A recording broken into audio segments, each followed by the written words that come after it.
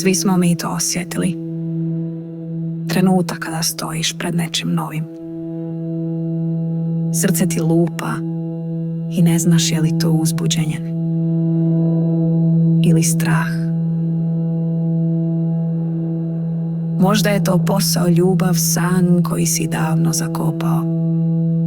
Zastaneš jer prošlost te povrijedila. Ali to je bilo tada.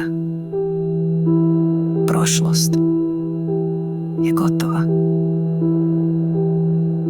Ispred tebe je polje čiste mogućnosti. A što ako ovaj put uspije? Što ako kažeš da ne strahu,